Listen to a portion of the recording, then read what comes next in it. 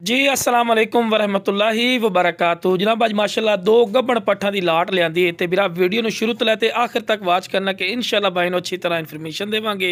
तो खूबसूरत माशाल्लाह पट्ठन पईयां वाइट कलर की माशाल्लाह पाटे और जनाब खट्टी मक्खी चीनी प्योर मदरसा नस्ल की माशाल्लाह पट्ठन पईयां और क्वालिटी वाइज भी नंबर 1 ने।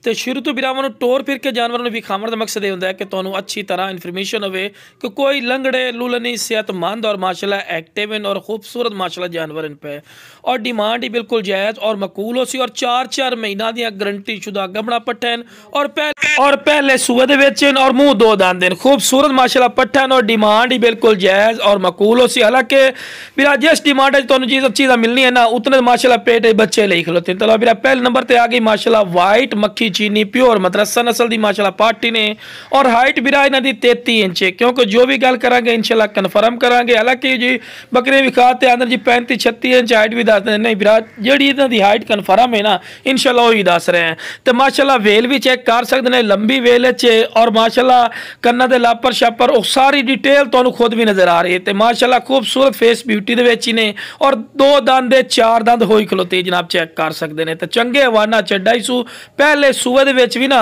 इतना हवाना चड्डा बड़ा बिरा मायने रखता है इस गल का तुहानूं ही पता है और डिमांड तो हुण दसांगे इंशाल्लाह वीडियो ना रखना। तो लो वीरा इस तो बाद चारा भी खवा के विखा रहे हैं कि सेहतमंद और माशाल्लाह एक्टिव और पैर बनन क्योंकि तुहानूं वीडियो बना के चेक करवानी होंदी है।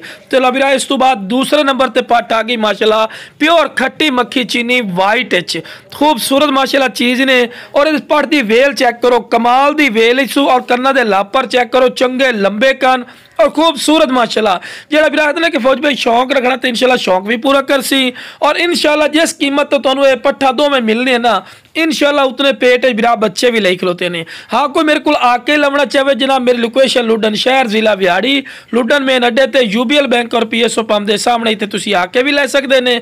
तो कार्गो की सहूलत माशाल्लाह पूरे पाकिस्तान में माशाल्लाह मौजूद है।